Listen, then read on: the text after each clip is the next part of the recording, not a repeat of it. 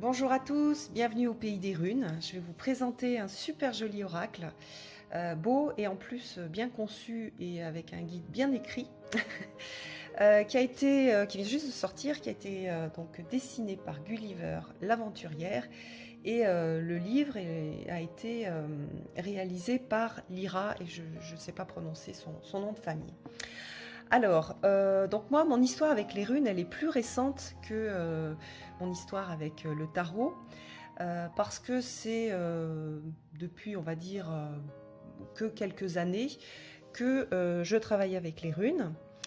Et dans mon travail avec les runes, ce que j'ai surtout fait, c'était pas du tout de la divination. C'était juste un travail de plaisir où je suis allée récupérer des morceaux de bois, je les ai fait découper, j'ai gravé les runes dessus. Euh, j'ai euh, j'ai aussi fait pas mal de travail avec les runes liées. Enfin, pas mal. J'ai fait voilà, des runes liées que j'ai mises sur des cailloux pour faire des talismans. Et puis voilà. Donc, la divination, pour moi, c'était. Enfin, la divination ou la guidance, c'était. Bah, c'est pas ce que j'ai fait en premier avec les runes. Et j'ai surtout travaillé avec, voilà, avec des petits morceaux de bois où, vous voyez ici, j'ai un jeu en pierre.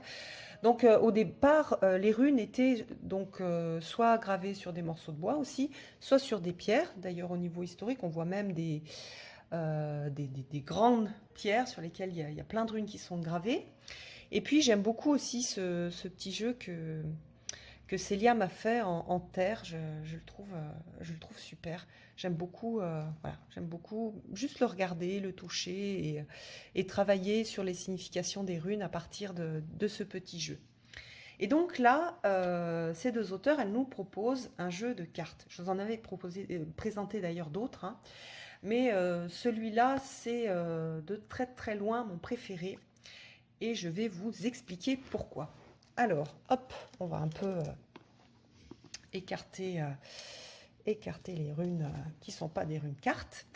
Alors, c'est un jeu qui arrive dans une boîte voilà, classique. On a de l'argenté à l'intérieur. On a un gros livre, voilà, qui a été écrit par Lyra. Et puis, on a les cartes. Hop, voilà. Et derrière, nous avons une petite présentation. Alors, qu'est-ce qui est dit? Porteuse d'une très ancienne tradition magique, les runes résument en 24 signes distincts les grandes lignes de la vie humaine. Sous forme de cartes, au travers de tirages simples et accessibles à tous, elles nous mettent ainsi en relation avec leur signification profonde, nous aidant à y trouver un écho à nos récurrentes préoccupations, une réponse à toutes nos questions. Donc un précieux outil divinatoire chargé d'histoire ancestrale qui vous accompagnera au quotidien. Voilà, puis après on a la présentation des auteurs. Donc on a 24 cartes, les cartes sont de taille oracle. Elles sont très très belles, hein. On a de l'argenté sur les côtés. On a un dos qui est magnifique. Et puis au niveau graphique, et ça voilà, c'est très personnel, moi j'adore ce style, je trouve qu'il y a une profondeur et une puissance dans ce jeu qui est assez exceptionnelle. Et puis vous allez voir ensuite avec le livre, tout ce qu'on voit sur l'image est expliqué dans le livre et ça permet d'apprendre la signification des runes et de tout de suite se connecter à la carte et tout de suite en connaître la signification, en tout cas assez facilement, de retenir assez facilement la signification des cartes et des runes. Donc voilà, j'adore. Alors c'est sombre. C'est vrai que vous allez voir les cartes sont assez sombres. C'est voilà, des illustrations sombres au niveau des couleurs et au niveau de la façon de représenter les choses, hein. On n'a pas quelque chose de, comme on dit maintenant, de kawaii, on a quelque chose de... mais qui fait, je trouve, comment dire, le, le type d'illustration, les couleurs donnent une énergie très terrienne, très, je trouve en fait, euh, qui est la même que lorsqu'on prend une rune. Voilà, je retrouve ça, on retrouve les couleurs du bois, les couleurs de la gravure noire, et j'aime beaucoup. Il y a énormément de puissance dans ce jeu-là, et c'est un jeu que je présenterai aussi dans la liste des jeux que j'utilise pour Halloween. Mais voilà, je trouve qu'il y a énormément de puissance dans le jeu, et que ce type d'illustration a vraiment un sens pour représenter les runes. Alors, nous allons regarder maintenant le contenu du livre. Donc, il y a une petite introduction très pertinente, je trouve. D'ailleurs, qui n'est pas si petite que ça, puisqu'elle présente des choses au niveau historique, elle présente la structure aussi des runes avec les différentes familles. Et puis la signification des différentes familles aussi, j'ai beaucoup aimé. Voilà, la première famille avec les runes qui dépendent de cette première famille, le dieu auquel est rattachée cette famille, quel type de dieu c'est, et puis voilà, elle rassemble les runes les plus matérielles de toutes, ayant trait à la vie quotidienne. Donc vous voyez, on a ça, après on a la deuxième famille, c'est pareil, on a une description, même chose pour la troisième famille. Ça c'est intéressant parce que ça permet de commencer à comprendre comment est structuré le jeu, enfin comment sont structurées les runes, et puis de commencer aussi à les approcher. Une proposition de nettoyage et de consécration du jeu qui est simple et qui est intéressante aussi. Des exemples de tirage. Voilà, donc c'est des exemples qui sont écrits, il n'y a pas de dessin. Voilà, des propositions, la balance, le masque, c'est des choses assez classiques. Yggdrasil, donc l'arbre, le dialogue. Voilà, donc ça veut dire aussi qu'on a des idées de comment utiliser ces cartes, des petits conseils. Voilà, c'est des conseils qui sont généraux, hein, qu'on peut avoir aussi sur les cartes. Donc c'est des conseils voilà, de bon sens aussi, mais qui sont toujours intéressants à redonner.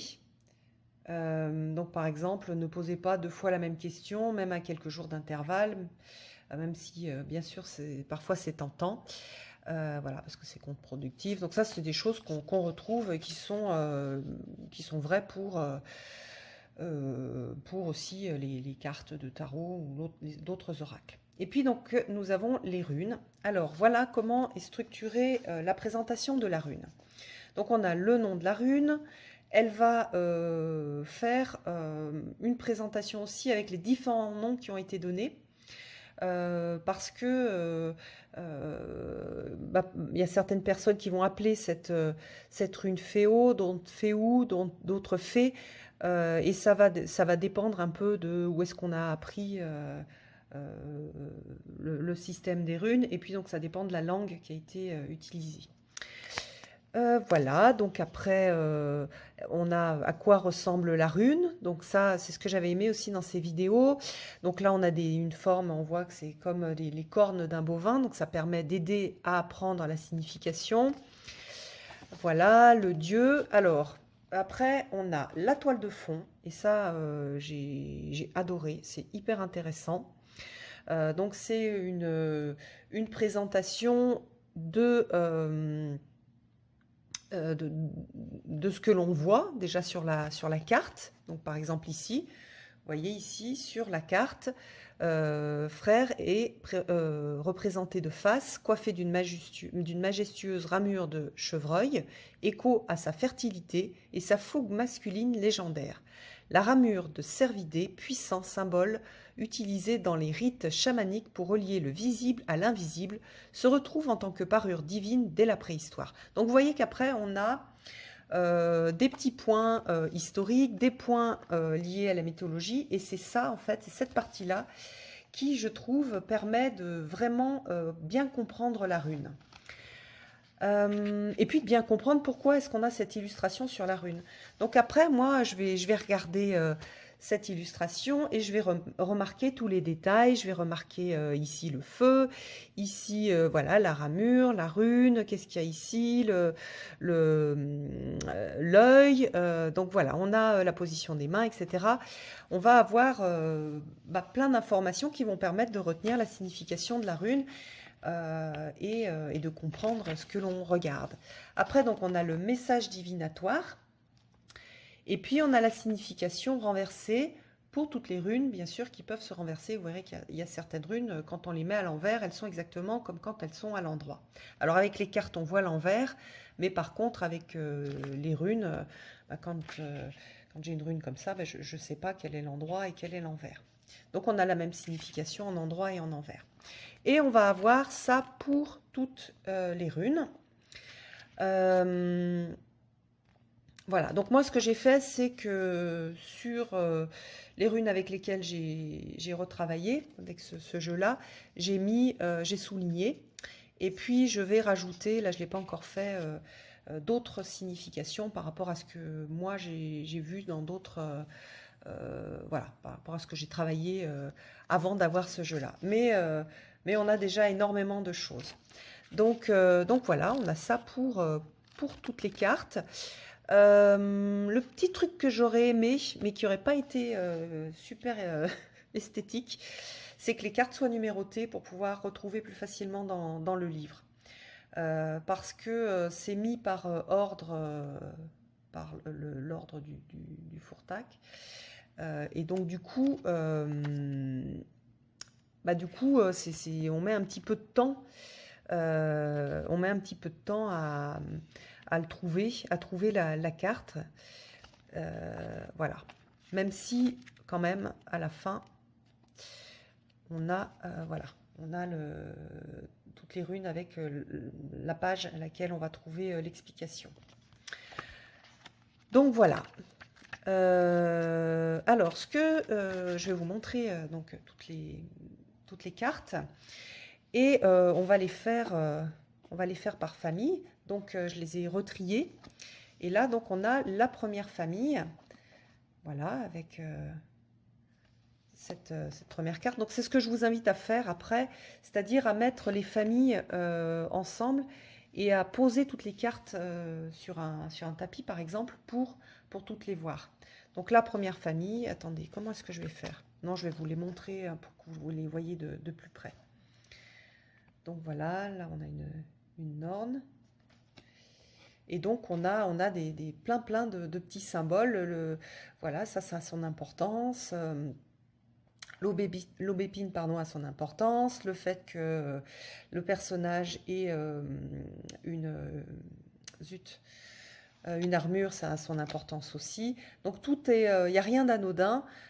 Tous les signes, tous les symboles sont importants et apporte une indication sur la signification de la rune. Donc si vous avez bien bossé avec les cartes, que vous avez pris du temps pour bien regarder la signification, pour le lier au mythe, assez rapidement, vous n'aurez plus besoin du livre. Et puis vous le ferez du coup en intuitif, parce que vous aurez d'autres choses. Regardez comme... et ça fait bien... on est bien sur Halloween. Voilà, donc on a, ça c'est super mignon, j'adore. C'est joli, joli, joli. on a ce que je vous disais, cette puissance et ce côté mystérieux. Alors parfois, voilà, il y en a certaines qui... Alors que l'histoire est très belle et que la rune n'est pas du tout... elle n'est pas forcément effrayante, mais la mythologie qui est liée à la rune... voilà, il y a une main qui a été sacrifiée, donc voilà, il y a le loup, donc on a ce rappel de la mythologie, mais la rune n'est pas forcément effrayante. Donc à partir du moment où vous allez travailler sur les mythologies et sur le petit livre, vous allez voir les cartes d'une façon très très différente. Là, c'est un rappel de la mythologie et du héros, en fait, de cette énergie d'héroïsme. Qui est dans cette carte-là. Donc vous voyez que c'est une belle carte. Ça c'est super joli. Celle-ci est vraiment, elle est vraiment même touchante, je trouve. J'aime beaucoup, c'est pareil.